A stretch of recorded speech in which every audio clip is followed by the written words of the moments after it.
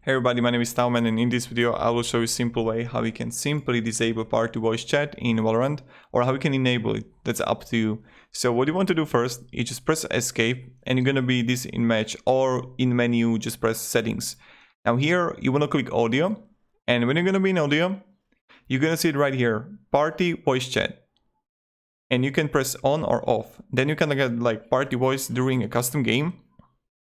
Again, you're gonna press on or off, it's up to you what you want. And then you can like have party voice chat activation mode, and you can have it automatic or push to talk. And then you have like these numbers, these keybinds here, and you would go to controls, communication, and you can simply edit those keybinds right here. So again, audio, voice chat, party voice chat off, or party voice during custom game on and off. Thank you very much everybody for watching. If you have any questions, ask me down in the comments, and goodbye.